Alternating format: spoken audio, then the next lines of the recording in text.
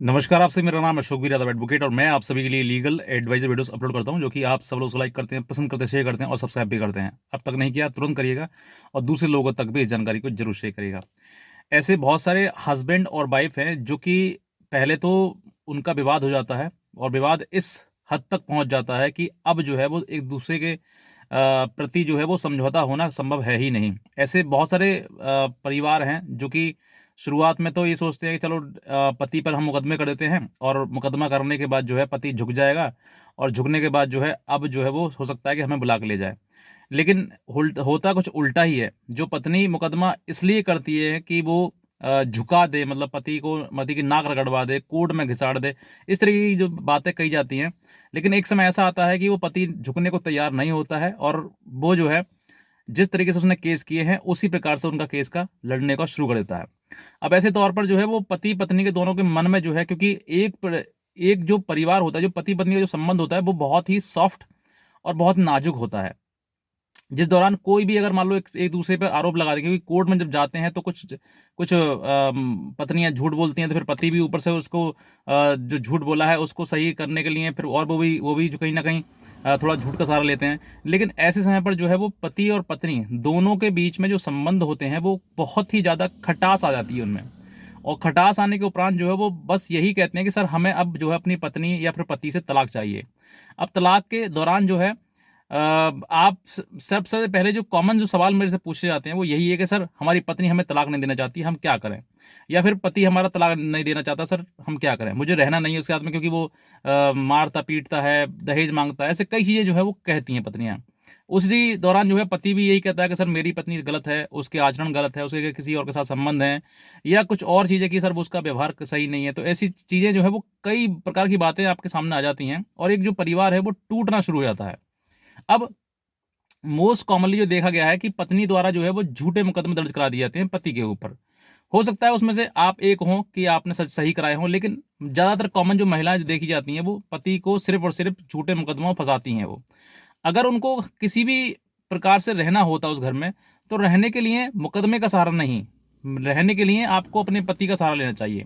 और अगर पति सहारा नहीं देता है तो घर में उसके माँ बाप हैं, उनके सहारे आप रहो, जीवन उनके भी सहारे व्यतीत करो। या फिर घर में परिवार में कोई तो है जो जिस तरीके से जिस तरीके के, क्योंकि बेटा नहीं है, अगर मान लीजिए बेटे में कोई आपसे परेशानी है तो उनके माँ बाप का दामन पकड़ लीजिए। माँ बाप अपने आप अपने बेटे को साइड में ला के सही कर लेंगे और ठीक ठाक से वो आपके पास भेज देंगे। लेकिन जहां पर महिला को सास ससुर दुश्मन की तरह दिखाई देते हैं, ननद काटती है उसको, उसकी बातें उसकी काटती हैं, तो फिर जो प्रक्रिया है वो यही है, वो कानून का सहारा लेती हैं। और कानून का सहारा लेना और फिर झूठ में उसमें झूठ का मसाला तड़का लगाना और फिर उसके बाद जो है वो कोर्ट कचहरी खुद भी करती हैं और पति को भी करवाती हैं।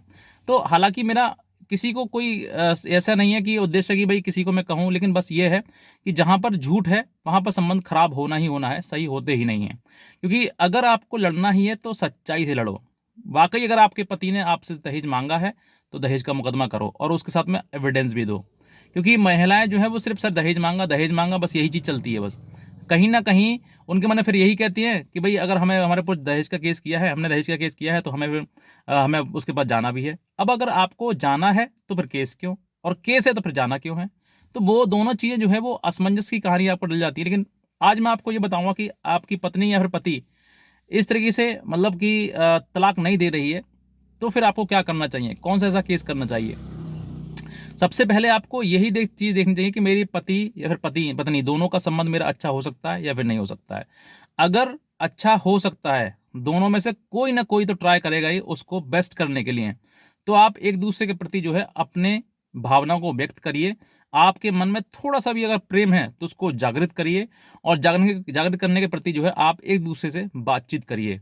यानी कि फ़ोन पर बात करिए या फिर कोर्ट में आते हैं, मिलते हैं, वहाँ पर आप बातचीत कर सकते हैं। अगर आपको लगता है कि सर फ़ोन बात करेंगे तो हो सकता है कॉल रिकॉर्डिंग कर ले वो, क्योंकि मन में जो है वो डर पैदा हो जाता है। जब एक केस कोर्ट कचहरी का सिस्टम शुरू हुआ था ना, तो फिर मन में जो है वो डर पैदा हो जाता है कि मेरी पत्नी हो सकता है रिकॉर्ड ना कर ले या फिर पति रिकॉर्ड ना कर ले या मैसेज चैट कर रहे हैं, चैट की स्क्रीनशॉट ना ले ले। तो ऐसे कई चीज़ें जो है वो सामने आती हैं और ऐसे तौर पर जो है जो आपकी बात सही होनी चाहिए होती है वो भी टूटना शुरू हो जाता है और खराब होने की पता नहीं क्या सामने वाला व्यक्ति अपने मन में रखा हुआ है और वो क्या करना शुरू कर दे।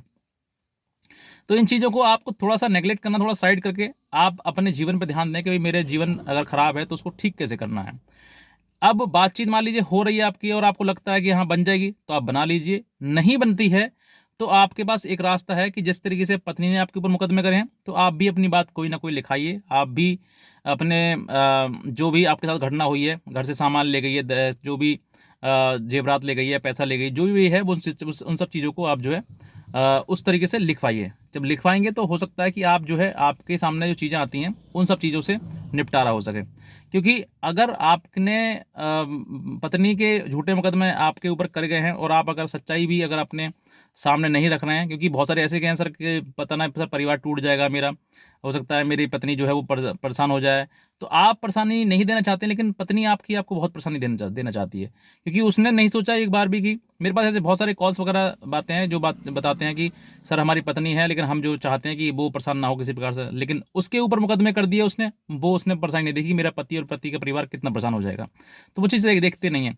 हालाँकि बात करते हैं कि मुद्दे पे आते हैं बात की कि भई अगर पति-पत्नी दोनों झगड़ा हो गया है और अब वो एक-दूसरे से चाहते हैं कि हमें डाइवोर्स लेना है, तो डाइवोर्स लेने के लिए आपके लिए बेस्ट रास्ता यही है कि आप जो है पत्नी से या तो कॉम्प्रोमाइज़ की बात करें, और कॉम्प्रोमाइज़ नहीं होता है, तो सबसे इम्पोर्टेंट बात जो मैं आपसे कहना चाहता हूँ कि आप ये ना कहें कि हमें डाइवोर्स नहीं मिल रहा है, हमें डाइवोर्स नहीं मिल रहा है। सीधे आपको डाइवोर्स ना पत्नी देगी, ना पति देगा। डाइवोर्स के अगर आपके पास ग्राउंड हैं, एविडेंस है, उसका जो भी क्रूअल्टी उसने करी है, या उसने किसी प्रकार से किसी और के साथ संबंध बनाया, या फिर शादी कर ली है, कुछ और भी चीज़ें हैं, तो उनका आपके पास एविडेंस होना चाहिए। अगर बिना सबूत के आप कोर्ट में गए, तो सिर्फ़ और सिर्फ़ खाली हाथ ही आप वापस आओगे और डिसमिसल आपको मिलेगा। अगर एविडेंस नहीं है, तो आप कोर्ट में जाने की बिल्कुल भी ये गलती भी ना करें कि भई हमारे पास एविडेंस नहीं है तो हम क्या करें। अब आपको एविडेंस लगाना है। पत्नी के ऊपर जो भी आपके पास एविडेंस है, उस एविडेंस को अपने वकील से मिलें, अधिवक्ता से अपने से, और मिलने के बाद जो है वो चीज़ देखें कि वाक़ई मेरे पास एविडेंस है, क्या वो सफिशिएंट है डाइवोर्स लेने के लिए या फिर नहीं है। अगर आप डाइवोर्स लेंगे, क्योंकि डाइवोर्स की प्रक्रिया वो जो है वो जटिल है, लंबा समय लग जाता है। तो उस प्रक्रिया से आप गुज़रेंगे तो उसमें काफ़ी आपको पेन होगा और आपको परेशानी आएगी, लेकिन अगर आप उस चीज़ में फ़ेल हो गए तो फिर आपको दिक्कत आएगी। तो आपको पास होने के लिए ये करना होगा कि आपके पास जो एविडेंस है वो सफिशिएंट है डाइवोर्स लेने के लिए। तो आपको पति हो या पत्नी, दोनों में से दोनों के लिए कह रहा हूँ मैं, ये चीज़ आपको देखनी है। दूसरा, आप कोर्ट से डाइवोर्स माँगे, कोर्ट आपको आपके एविडेंस को देखते हुए आपके पक्ष में या फिर अगेंस्ट जो भी है, डिग्री पारित की जाएगी, वही एक आपको राहत है, वही एक आपको डाइवोर्स की डिग्री मिल जाएगी, वही उसी द्वारा डाइवोर्स आपको हो जाएगा। लेकिन जो महिलाएँ या पुरुष ये सोचते हैं कि सर हमारी पत्नी हमें डाइवोर्स नहीं देती है, हमारा पति हमें डाइवोर्स नहीं देता है, तो आप ना पत्नी से माँगिए ना पति से। अपनी बात रखिए कोर्ट के सामने और कोर्ट जो है वो आपको डाइवोर्स देगा। ये चीज़ मैं आपको मोस्टली कहना चाहता हूँ। अब रही बात कोई आपको कौन-सा केस करना चाहिए? देखिए, अगर आप हिंदू मैरेज एक्ट में आते हैं, हिंदू हैं, तो हिंदू मैरेज एक्ट का जो एक्ट है, उसके सेक्शन अगर आप एक तरफ़ा जाते हैं, मतलब एक लड़का पत्नी चाहती है, पति नहीं चाहता, या फिर पत्नी चाहती है, पति नहीं चाहता है, तो दोनों में से एक व्यक्ति जो है वो कोर्ट के सामने जाएँगे और सेक्शन 13A के तहत जो है वो पिटीशन फाइल करेंगे। इस दौरान जो है वो आप एक-दूसरे से अलग होने के लिए आप उसमें पिटीशन दायर करेंगे, और उस पिटीशन पे सुनवाई होगी, प्रोसीजर चलेगा, तब जाके उसमें आप, अगर आपने प्रूफ़ कर दिया कि आपके ऊपर क्रूअल्टी हुई है, तो आपको डाइवोर्स मिलेगा। नहीं कर पाएँगे कोई प्रूफ़, तो फिर आपको डाइवोर्स नहीं मिलेगा। ये एक प्रक्रिया है। रही बात केसेस की, तो आपने जिस तरीके से आपने आपके ऊपर केस किए हैं, तो आप भी के पास भी राइट है, ऐसा नहीं है कि पत्नी के पास राइट है कि वही केस कर सकती है, आप भी केस कर सकते हैं। आपको जो लगता है आपके साथ जो गलत हुआ है, उसका आप दर्ज कराएँ, रिपोर्ट दर्ज कराएँ, एफआईआर करवाएँ, या फिर कंप्लेंट केस दर्ज करवाएँ, जो भी आपकी मर्ज़ी है, आप वो दर्ज करा सकते हैं। तो इस तरीके से प्रक्रिया है। बाकी और भी कोई अगर आप हमारी लीगल एडवाइस लेना चाहते हैं, तो आप हमारे दिए हुए नंबर पर हमें संपर्क कर सकते हैं, हमारी लीगल एडवाइस भी ले सकते हैं। बस आज इतना कहना चाहूँगा। आज का वीडियो देखने के लिए आपसे बहुत धन्यवाद।